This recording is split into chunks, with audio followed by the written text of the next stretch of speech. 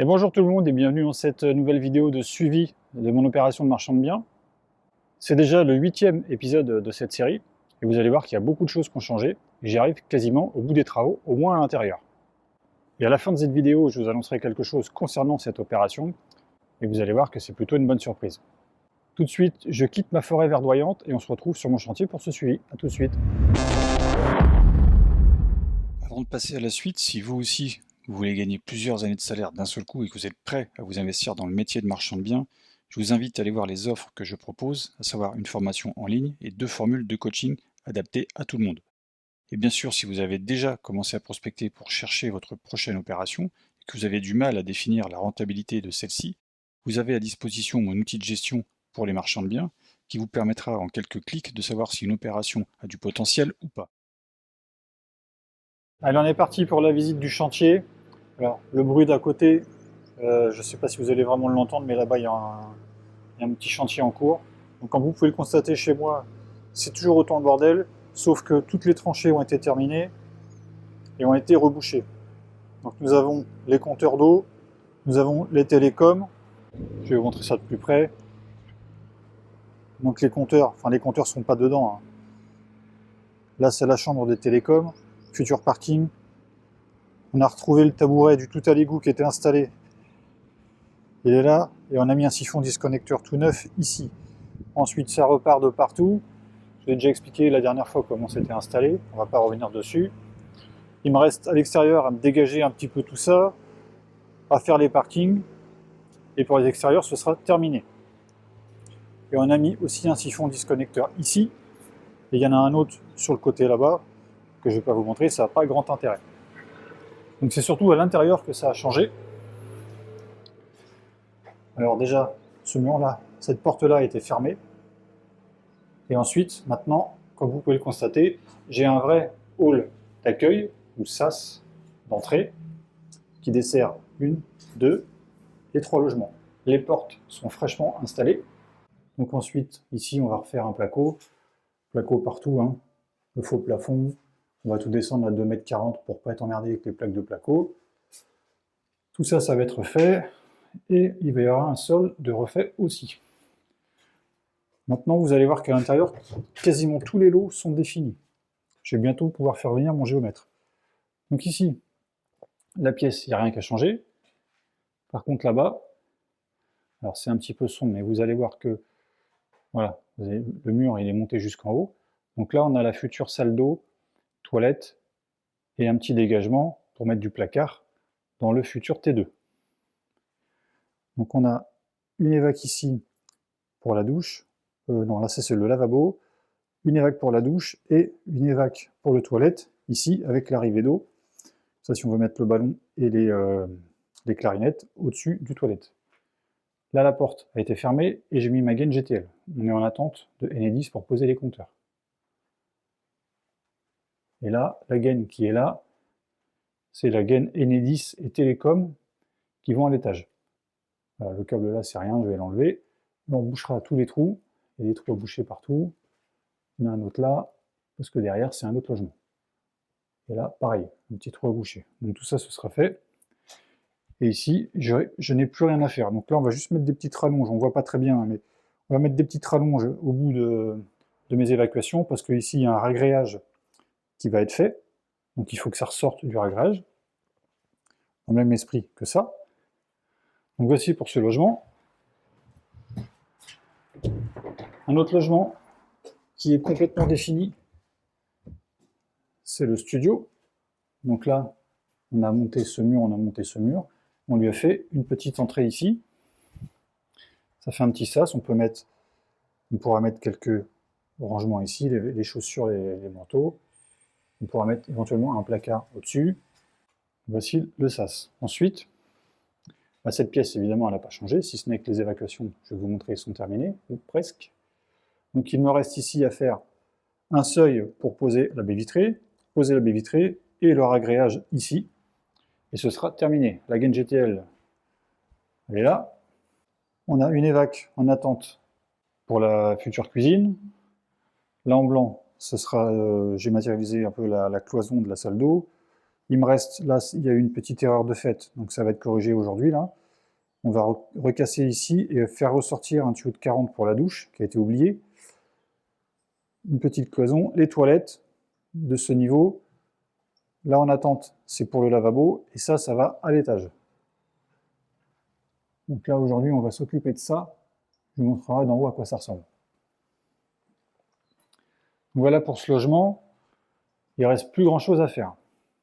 Ensuite, on passe à l'autre, à côté. Donc de ce côté-là, ça a été rebouché. Là-bas, Enedis, vous voyez, on a enlevé, ça fait peut-être un peu loin, mais on a enlevé la brande et le bout de clôture en attente de la pose du coffret par Enedis, s'ils veulent bien se manifester. Et ici, donc, on retrouve le mur qui a été monté, les évacs qui sont en attente. Donc là, sont en biais, mais ça va être corrigé. On va mettre des petits coudes pour que ça sorte droit, sachant qu'ici, il y a également un ragréage. Donc les toilettes, l'arrivée d'eau, et ça va à l'étage. De toute façon, ici, ça va être doublé relativement épais, ça va cacher ça, ce sera dans le doublage. Et la gaine GTL est posée ici. Donc ici, qu'est-ce qu'il reste à faire? Donc ça, c'est pareil, c'est une évac qui va à l'étage, avec l'arrivée d'eau. Il reste à ouvrir une porte ici pour communiquer avec l'entrée et la chambre qui est là. Et là, on a l'évac pour la cuisine. Voici pour ce logement, donc ça fait une très belle pièce. Et quand la baie vitrée sera changée, ça sera vraiment lumineux et ça va être plutôt pas mal, parce que l'après-midi, le soleil, il est pile là-bas, quand il y en a. Donc ici, pareil, hein, seuil, baie vitrée, ragréage, ouverture de la porte ici, et c'est terminé. Donc d'ici moins d'un mois, tout ça, ça devrait être fait. Tout est programmé, il n'y a pas de problème. Je vous emmène à l'étage vite fait, on regarde un petit peu ce qui se passe. Alors, on est de retour dans le sas. C'est donc le logement de gauche qui a également la porte qui est posée. Donc là, il ne s'est pas passé grand-chose. Ici, on a la gaine GTL qui est posée. Et on a la tente pour mettre des toilettes ici. Donc l'idée, pour le futur acquéreur, hein, c'est de mettre une cloison comme ça, de se garder l'accès à tous les rangements sous l'escalier qui vont rester, et d'avoir un toilette séparé avec un lave-main. Surtout pour celui qui va dormir ici, ce serait plutôt pratique d'avoir des toilettes en bas. On va voir là-haut. Donc là, je me trouve en haut de l'escalier. Donc la future salle d'eau, elle sera ici. Donc c'est ça qu'on va faire aujourd'hui. Donc ça, c'est le tuyau qui montait du garage. Donc on va réajuster un peu tout ça. On va mettre plusieurs choses comme ça, plusieurs Y superposés. Celui-ci, ça va être pour la douche. Donc il va falloir mettre ça avec un petit coude pour ressortir droit, sachant qu'il faut que ce soit noyé dans la future dalle qui va être coulée ici, de cette épaisseur-là. Donc il va y avoir un TMS de 48 et une chape. L'idée, c'est qu'il n'y ait que le coude de la douche qui ressorte. Là, on va lui mettre aussi un Y qui va aller vers le futur évier qui servira d'évac. Et les toilettes, hop, on a mon axe de toilette qui va sortir ici. Donc on va lui en mettre un T pour que ça sorte comme ça. Et ça, je vais le laisser comme ça. C'est le futur plombier qui fera le nécessaire. Ensuite, dernier petit point à vous montrer, c'est la gaine GTL de ce logement. Donc ça, c'est le grand logement. Donc ça, c'est ce qui sort de... Je vous ai montré dans le coin, il y avait une petite gaine en brique rouge, là. Ça sort là.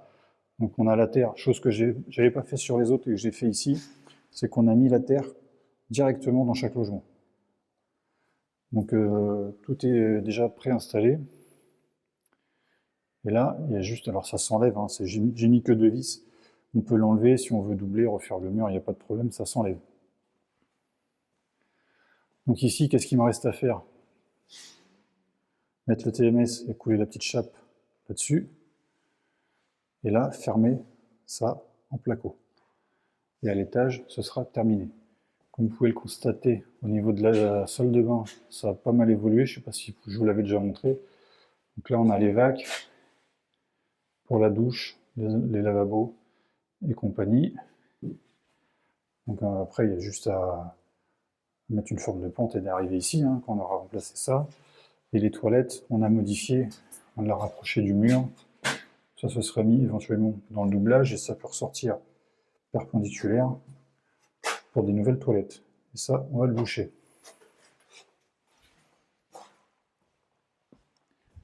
Dernier petit point, ici, pour la future cuisine, on a ramené, alors ça, c'est pas encore fixé, c'est en attente en bas, mais on a l'arrivée d'eau du logement et les vagues pour la cuisine qui arrivent ici. Voilà pour l'instant, je vous retrouve dès qu'on aura fait des petites avancées, à plus tard. Bon, on se retrouve à l'étage, je vais vous montrer ce qui a été fait. Vous allez voir qu'il y a pas mal de petites choses, parce qu'en fait il s'est passé beaucoup de temps entre la dernière prise de vue et celle-ci. Alors au niveau des réseaux, là on est à l'étage, on est dans la future salle d'eau. Alors là c'est un petit montage à blanc pour cette partie-là, c'est pas collé. Mais là on peut constater qu'on a la douche, l'évacuation de la douche, et on va avoir les toilettes, une évac pour le lavabo, et puis ça va continuer jusqu'en haut. Il va falloir mettre ce qu'on appelle un évent, ce qui permet d'avoir une prise d'air, et ça évite le glouglou et de désiphonner, pour que ce soit y compris pour les toilettes, le lavabo et compagnie. Autre chose à l'étage. Là on est dans une chambre qui donnait sur un balcon, et comme le balcon il est à l'appartement de derrière, l'idée ici c'était de fermer.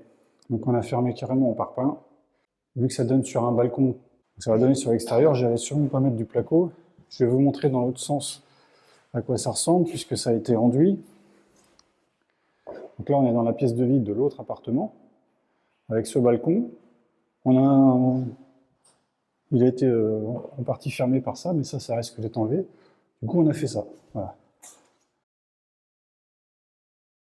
On va aller au rez-de-chaussée, il s'est passé pas mal de choses.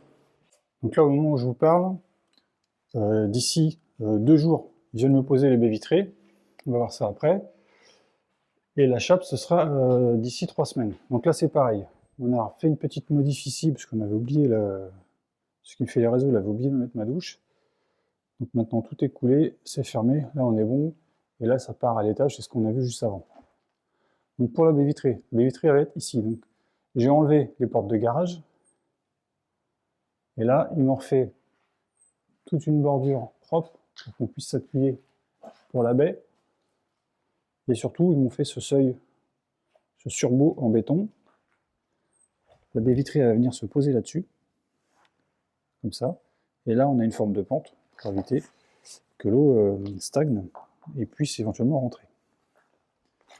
Donc ça, c'est pour le studio ici, donc avec l'entrée là-bas et la pièce de vie.